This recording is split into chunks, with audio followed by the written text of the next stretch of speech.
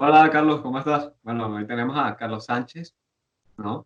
Sí, Y bueno, no sé si te quieras presentar ante la audiencia para los que no no, te conozcan. por supuesto, bueno, mi nombre es Carlos Sánchez Piñerúa, actual consejero de escuela de Economía UCB, estudiante de Ingeniería de Petróleo simultáneo.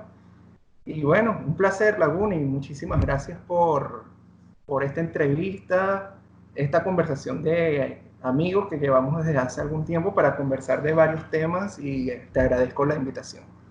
Sí, de hecho, esta entrevista se dio hace varios meses atrás, pero debido a problemas técnicos nunca salió, pues. Sí, Pero bueno, ahorita la estamos retomando. Y bueno, para la primera pregunta es, bueno, más que todo pregunta, antes que nada felicitarte por tu tesis de nuevo y por ya culminar la carga académica, o sea, ya eres casi economista, nada más te falta el título y ya.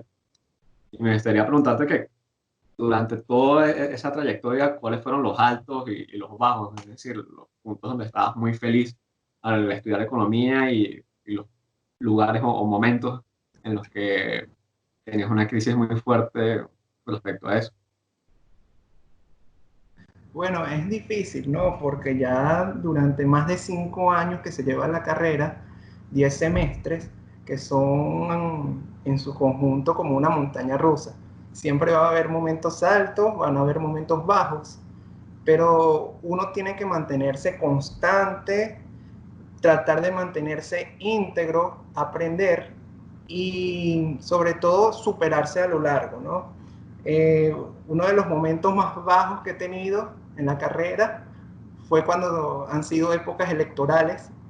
La primera oportunidad, cuando uno pierde, sí es doloroso haber invertido bastante tiempo en la campaña, haber sacrificado materias que no se debería, Exacto. este, sin tratar de llevarla a la par. Son cosas muy difíciles que con actividades académicas que tiene y a la vez con las extraacadémicas, que son participar en elecciones de centros de estudiantes, algún deporte, tocar un instrumento musical o cualquier otra actividad cultural, es difícil, ¿no? Pero el conglomerado de todo eso te va a ayudar a ti a ser una persona íntegra, completa, y por eso, bueno, dentro de las épocas más bajas sí estuvieron el tema de las elecciones, en las dos oportunidades. La primera que, bueno, se perdió en el centro de estudiantes. La segunda, cuando me lancé para ser consejero de escuela, en la que se ganó. Pero sí, esos son los momentos más bajos que he tenido, porque he tenido que aprender a llevar de la mano tantos compromisos a la vez. Y sobre todo no es un compromiso con uno mismo, es un compromiso que tú asumes de manera altruista con la comunidad en la que tú estás compartiendo, reivindicar los derechos de los estudiantes, cuidar cada detalle de lo que ocurra, discutir con los profesores sobre la situación que ocurre en la escuela, en la universidad, para que, bueno, dentro de este contexto país que involucra a la universidad, bueno, podamos sobrellevar y mantener un espíritu de aprendizaje a lo largo del tiempo. Claro. ¿Y crees que después de todos esos momentos de estrés que te ha causado todo eso y de mucha presión, ha valido la pena y has salido como una persona más fortalecida de todo eso?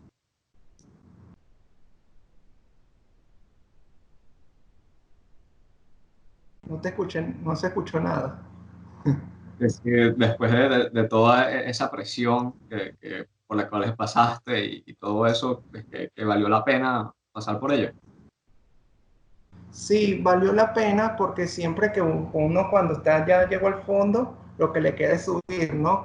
Y bueno, sí, después de cada momento difícil que tuve en la universidad, hay momentos en los cuales yo pude superarme, ¿no? Eso lo tengo que agradecer mucho con las personas que me rodearon en su momento. Está Jean-Pierre Oliveros, Karen Mesa, Jonas de Souza, Jesús Luce, una gran cantidad de gente que yo considero mi amigo y con los cuales yo pude aprender y sobre todo de ahí obtener oportunidades para yo sobresalir. No solamente, como lo dije, no es un cargo estudiantil nada más, es la manera en cómo tú te desenvuelves, en la que vas obteniendo éxito y con lo que vas aprendiendo con tus amigos. Llegó un día, una fecha, que fue uno de los mejores momentos de la carrera, que fue el trabajo de grado para optar al título de economista. Y la verdad fue muy bonito no fue una presentación común porque por lo general se presenta es en la sala del consejo de escuela, tuvo que ser en un salón más grande, varias personas aceptaron la invitación y estuvieron ahí para apoyarme. Y además de obtener la calificación de 20 puntos, que haya sido con la mención publicación, como para lograr un cometido que estuve trabajando por lo menos 7 meses con todas las dificultades de la situación país, con tantas materias que había metido y después de una época electoral.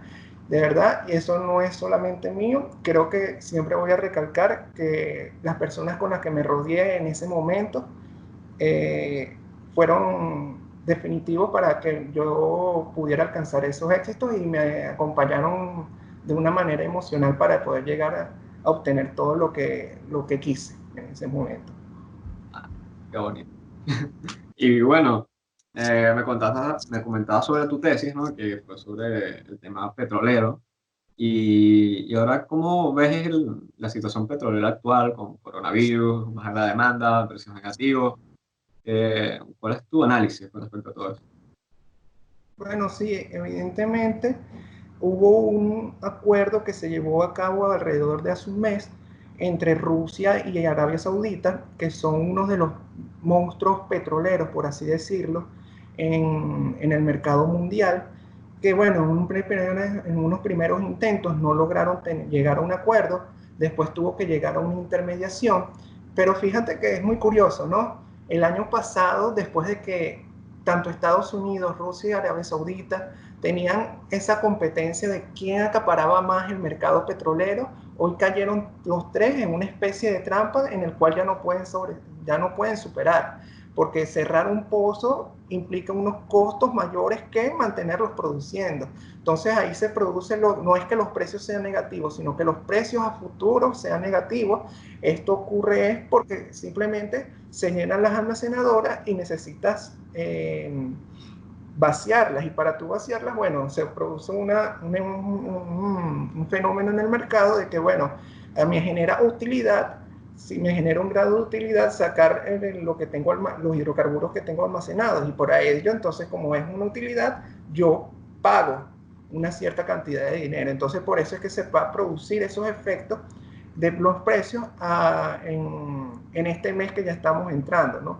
Pero evidentemente, dentro de las próximas semanas no hay que sorprendernos si se vuelve a dar una reunión entre los países OPEP y Plus para que se vuelvan a hacer los esfuerzos de recortar la producción petrolera ante una baja en la demanda energética que fue muy abrupta, ¿no? Entonces, yo recalcaría mucho ese tema, que no es fácil a nivel de pozos, técnicamente hablando, de cortar la producción, porque como te digo, eso tienen que llevar unos procesos de cementación de pozos que implican mayores costos que mantenerlos produciendo. Entonces, la verdad, hay que esperar qué es lo que va a pasar. Pero eso sí, ese acuerdo no solamente es Arabia Saudita y Rusia, sino Estados Unidos también, que no solamente, no es porque sea antiimperialista o algo por el estilo, es un análisis geopolítico, no solamente estar alrededor de quienes deben, él también tiene que hacer su recorte.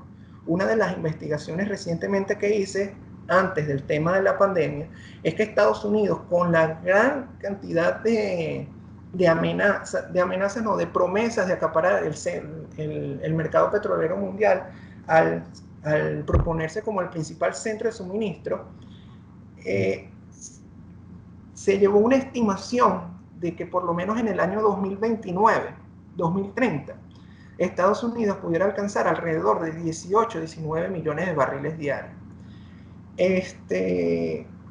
Como te digo, eso es la parte metodológica, fue a través del modelo de Huber, para los que les gustaría indagar al respecto, que indica con la producción petrolera a largo plazo de acuerdo a la energía y fenómenos geológicos que interactúan en el subsuelo. No es una cuestión de precios o de coste económico lo que va a determinar la producción de un país a largo plazo. Entonces, con estos esfuerzos que se han hecho que ha hecho Estados Unidos desde el 2008, ha tenido, ha, podido, ha aumentado sus probabilidades de que llegue a esos a esas monstruosas cantidades de producción petrolera en los próximos años. Entonces, no solamente Estados Unidos es una cuestión de señalar de que deben recortar la producción, sino él mismo tratar de hacer los esfuerzos para detener la producción también. Claro. Y bueno, ahora extrapolando esto a la situación venezolana, me gustaría comentarte o preguntarte sobre cómo ves en el contexto venezolano esta situación petrolera y la pregunta principal de siempre, que últimamente como que está llevando más la atención y entrando más en el debate, es que si crees que debe ser privatizada la industria petrolera nacional. Y si quieres, no sé si te acuerdas del meme que te pasé en la tarde, déjame comentártelo para introducir esta pregunta.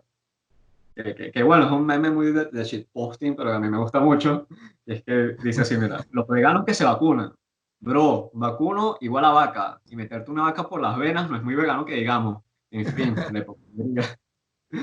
Pero, pero ahora te lo paso y ahora lo versiono en una forma venezolana y de petróleo. Que te digo que el artículo 113 dice que se prohíben los monopolios porque van en contra de los principios de la Constitución. Bro, pero en los artículos 302 y 303 se afirma que el Estado se reserva la actividad petrolera y se declara como poseedor de la totalidad de las acciones de PDVSA. En fin, la hipocondría. Bueno, No sé, bueno, tu situación, tu visión, pues, con respecto a esto. por supuesto. Bueno, antes de comentar eso, voy a dar como una pequeña panorama de lo que está ocurriendo en la industria petrolera venezolana, ¿no? Lo primero que tenemos que este, pulir en la parte teórica es que Venezuela no se maneja por una política de concesiones desde el año 1975, concesiones petroleras. Porque, bueno, la industria se nacionaliza y las petroleras se vuelven corporaciones mixtas con fusiones con PDVSA. De acuerdo a la ley, esas empresas mixtas, el Estado tiene que mantener al menos un 50% de participación accionaria en el sector petrolero. Entonces no es una ida como tal de las empresas transnacionales del país, sino que simplemente se fusionaron con empresas mixtas, donde el Estado tiene más del 50% de participación accionaria, y bueno, de esa manera es que se ha mantenido a lo largo del tiempo. Y ese es el modelo que se ha manejado desde los años 70 hasta ahorita, que se ha afincado aún más desde el 2002, después del paro petrolero, con este modelo de empresas mixtas, en el cual, bueno, se ha tenido que tratar de que la participación a nivel operacional en los campos, en las actividades upstream, que serían exploración y explotación, tengan mucha participación las empresas transnacionales, porque PDVSA a lo largo del tiempo ha disminuido su capacidad financiera y su capacidad operacional para poder mantenerse operando y en los campos, en los yacimientos. Adicionalmente a eso, Venezuela nunca ha tenido una capacidad de desarrollo tecnológico, y por eso es que Venezuela es un país con petróleo, pero no petrolero. Un país petrolero es aquel no solamente que explota, sino que hace sus investigaciones, plantea instituciones de investigación y desarrollo para plantear nuevas tecnologías de exploración, explotación, propone las mejoradoras, que en nuestro caso es muy esencial por la faja petrolífera del Orinoco, que tiene crudo pesado y extrapesado. Moderniza las refinerías, que hubo un intento en el año 97 cuando se fundó el complejo refinador de Paraguaná con la refinería de Amuay, de Cardón, y otra que queda en el estado Zulia, pero no hubo un intento como tal de que perfeccionáramos nuestra industria petrolera venezolana. Entonces Venezuela no es un país petrolero, sino un país con petróleo. Sí, y además que es preocupante, ¿no? El tema de las transnacionales, por ejemplo, tenemos un acaparamiento de las principales participaciones de Rosneft, que bueno, ya anunció su salida del país, entre comillas, Sí, sí. y Corporation National Petroleum China, que bueno, es la transnacional de China, que tienen muchos proyectos en los cuales han hecho inversiones tecnológicas, han tratado de llevar oleoductos, gasoductos, una gran cantidad de megaproyectos de ingeniería, pero que algunos son de procedencia dudosa, que no han sido constatados por un órgano legislativo. Entonces, ni sobre todo no le han dado credibilidad y se han opacado otras empresas transnacionales que pudieran verdaderamente darle valor agregado a la economía petrolera venezolana, como es el caso de Chevron. Chevron tiene proyectos petroleros donde han tenido que tener una incorporación tecnológica en las técnicas de explotación. Son tecnologías de punta, un desarrollo de capital humano esencial para los proyectos costa afuera, que implican una inversión de muchas divisas y que verdaderamente, a pesar de que nuestro petróleo, que es en abundancia petróleo pesado y extra pesado, son hidrocarburos no convencionales, porque ahorita, que son considerados en la actualidad, porque si ahorita revisamos, en el siglo XX los ciclos de producción eran de hidrocarburos convencionales, lo que son fáciles, un pozo vertical que tú explotas con métodos sencillos. Pero si nosotros revisamos, ahorita estamos en un ciclo de producción no convencional, de hidrocarburos que requieren alta incorporación tecnológica para llevar a cabo la explotación y que solamente empresas como Chevron han podido mantener en el país. De hecho, Chevron producía, porque ya acá su licencia ahorita, su renovación se limita a actividades administrativas y de cierre operacional con PDVSA, producía alrededor de 180.000 barriles diarios. Y eso es lo que verdaderamente ha sido una de las empresas motor que le pudiera dar valor agregado a la economía nacional si se llevan a cabo mejores convenios para formación y capacitación del desarrollo humano venezolano en el área petrolera y sobre todo en la incorporación tecnológica, de que debemos innovarnos en tecnología, estudiarla y practicarla en nuestro territorio para que en un futuro le demos identidad a nuestra industria petrolera. Ahora, con lo que tú me decías, ¿privatizamos o nos mantenemos una industria petrolera pública? Mira, vamos a revisar las dos vertientes. Okay. Mantenerla privada. Ok, la mantenemos privada, pero eso no es sencillo de que yo quiera vender PDVSA y ya. Tiene que pasar primero por una reforma a la Constitución, garantizar un clima de institucionalidad, credibilidad y confianza de que quien vaya a comprar la empresa, quien vaya a comprar la estatal, bueno, sepa que sus inversiones van a generarle unos excedentes económicos a largo plazo, pero que va a ser seguro. Y sobre todo, diría que no va a ser, porque aquí no tenemos, quien lo vaya a comprar no va a ser un capital venezolano, porque aquí no tenemos una élite constituida, obviamente, sino que va a ser el extranjero. Entonces, si va a haber privatización, sí, tiene que haber unas condiciones. Bueno, mira, esas condiciones tienen que ser alrededor de programas de formación y capacitación humana. Es decir, que como el capital humano es venezolano, fórmame ingenieros de petróleo, perfecciónalos, vamos a generar otros institutos de investigación y desarrollo, nuevos profesionales en el área que se dediquen a estudiar el petróleo y a trabajarlo, y que no seamos simplemente un centro de suministro como lo llevamos haciendo desde hace 100 años de historia petrolera. Eso tiene que estar, esa privatización por eso tiene que estar muy condicionada a largo plazo para que en un futuro la industria petrolera podamos formar una élite venezolana que sea capaz de gerenciar la industria petrolera venezolana y darle un posicionamiento internacional por su nivel de competitividad y productividad. Como te digo, privatización, pero no permitir que se violen los principios de la soberanía, en el que simplemente si vamos como un centro de suministro, que ahí le estaríamos dando la razón a esas teorías de centro-periferia del siglo pasado, sino que la idea es que esa privatización se enfoque en el desarrollo económico y sobre todo, por supuesto, en la diversificación del negocio.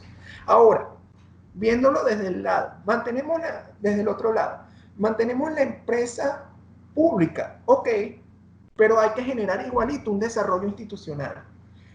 ¿Por qué? Porque la industria, el petróleo, hay que seguirlo viendo con un enfoque positivista. En el sentido de positivista normativo, perdón, en el que lo utilicemos como una estrategia para crear un fondo de estabilización macroeconómica, tal cual como lo hizo Noruega. Noruega lo que hizo es, hubo un principio que, bueno, descubrieron petróleo, aperturaron, llegaron las transnacionales, explotaron, sirvieron de centro de suministro y después de unos años Noruega nacionalizó la industria. Y bueno, ¿qué hicieron? Crearon un fondo de estabilización macroeconómica que iba dirigido a perfeccionar los sectores tradicionales de la economía, que era la madera, la pesca, el carbón y bueno, entre otros sectores económicos. ¿Qué tiene que pasar en Venezuela adicionalmente a eso? Bueno, sí, vamos a crear ese fondo de estabilización macroeconómica en lo público, que no se puede hacer en lo privado, sino limitarte nada más a las regalías e impuestos, sino que manteniendo lo público, creas ese fondo de estabilización macroeconómica para sacar de la desidia a los sectores económicos tradicionales de nuestra economía. Diversificar no, y ya voy a explicar por qué. Es invertir en los sectores tradicionales de la economía y una parte de ese fondo también tiene que ir destinado a las funciones limitadas del Estado, que es educación, salud y seguridad. ¿Por qué? Porque si nada más te limitas a estabilizar las variables macroeconómicas, aquí lo que se puede generar es un conflicto social y la idea es generar políticas públicas para estabilizar la economía, pero aunado al desarrollo humano, que permitan que las personas puedan desarrollar sus capacidades y destrezas para poder insertarse por su propia cuenta al mercado laboral y que no se generen programas sociales que solamente se preste como una herramienta de populismo. Entonces, yo diría que yo me inclino más por esta opción de mantener al mediano y al largo plazo la industria petrolera de carácter pública, porque todavía tiene un factor geopolítico y estratégico que te va a permitir encaminar a Venezuela hacia la senda del desarrollo, a estabilizar los indicadores macroeconómicos, pero a su vez los limitados programas sociales que vayan en torno a educación, salud y seguridad, que es lo único que necesita para brindar igualdad de oportunidades al individuo para poder destacarse e insertarse en el mercado laboral y podamos todos dirigirnos a la senda del pleno empleo. A la privatización al extra largo plazo, porque todavía hay que ver prioridades en la población, que ya te he mencionado, ¿no? Eso es lo que te puedo decir con respecto a la industria petrolera nacional. Bueno, me encanta que tengamos varios puntos en común, ¿no? Porque pensaba que íbamos a tener muchas más disidencias con respecto a este tema. Y bueno, has mencionado muchas cosas que como que me gustaría comentar así como por encimita, que es que la capacidad financiera y operacional ha disminuido en PDVSA, ha disminuido bastante. El tema de las concesiones, que también es como que no me parece algo así muy privado que se diga, porque una de las cuestiones fundamentales y uno de los argumentos que realmente compro de las personas que apoyaban esta nacionalización del petróleo en los años 70 es que, oye, ya las empresas están viendo que se están acabando las concesiones, los años de concesión, entonces no están invirtiendo más en esta industria porque se va a acabar. Entonces, bueno, nacionalicemos esto. Y se lo compro ese argumento, pero de alguna manera también eso viene a que de una política de concesiones, pues. Y también el clima de institucionalidad que tú también señalabas, que para mí me parece extremadamente importante porque señalas el ejemplo de Noruega y no un ejemplo de Arabia Saudita, que es Aramco, que es la gran petrolera mundial, que, que produce, que es la empresa más grande del mundo por mucho, pero a su vez a su vez Aramco también tiene ciertos problemas y es que es una empresa muy opaca y tuvo la necesidad de salir a bolsa hace poco, pero no salió a la bolsa de, qué sé yo, de Hong Kong, de Nueva York, de Londres, no, salió a la bolsa de Arabia Saudita porque no podía salir la otra, porque las otras le pedían como que más transparencia con respecto a sus operaciones y Aramco financia muchísimo a la familia real saudita, una especie de lo que hace PDVSA aquí en Venezuela. Y, y bueno, sencillamente señalar eso, que me alegra bastante que tengamos esos puntos en común.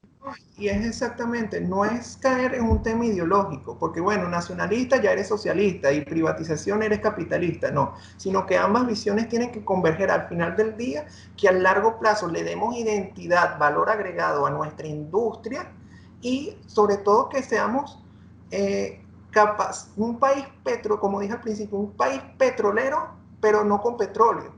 Es decir, que nos perfeccionemos nosotros en la actividad, tomemos el camino que sea, sin caer en los extremos.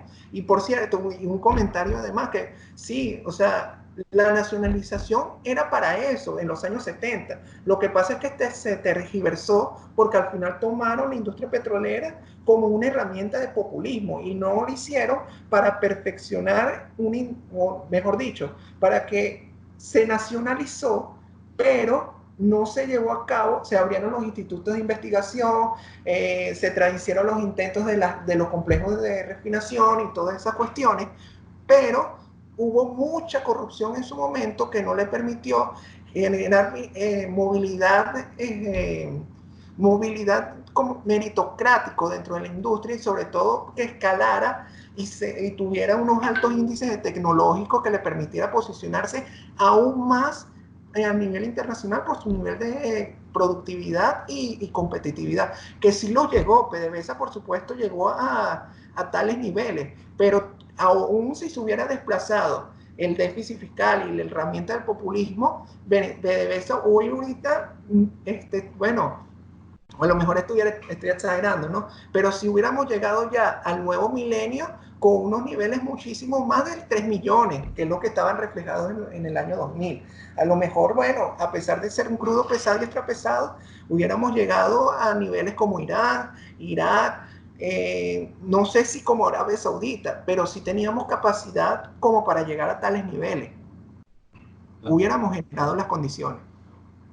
Sí, bueno, o sea, este tema es muy interesante y bueno, conoces mi visión al respecto y me gusta como conocer la tuya. Creo que podemos debatir esto a más profundidad en otro momento. Entonces, Claro.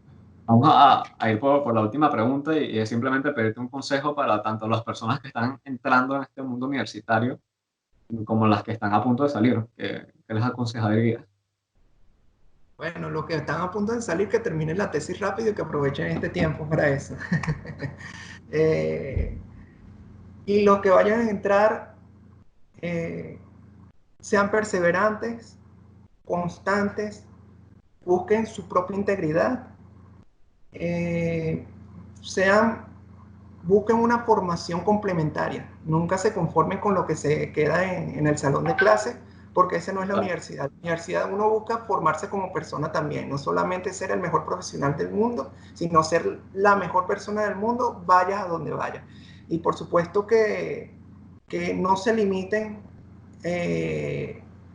cuando les toque una etapa donde recesiva, por así decirlo, en el que, en el que se opaquen sus oportunidades o sin unos hechos que simplemente creen que terminó todo, de que es de derrota, sino más bien cada momento trágico, tómenlo de aprendizaje para hacerlo mejor después. A lo mejor suena como un sermón, pero se los dice una persona que ya tiene más de 5 años, que en los 10 semestres reglamentarios pudo salir de la carrera, pero que no se dice fácil, pero que no fue nada sencillo.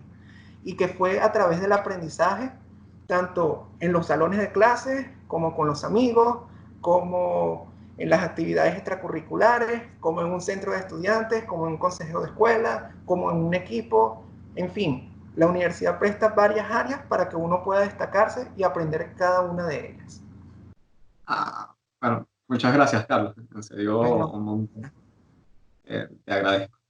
Y bueno, muchas gracias de nuevo, como por tercera vez lo acabo de decir seguido, pero en serio estoy muy agradecido de que esta vez sí haya salido bastante bien la entrevista. Entonces, bueno, nos vemos. bueno, nos vemos. Gracias, amigo. Muy grato para mí. Chao.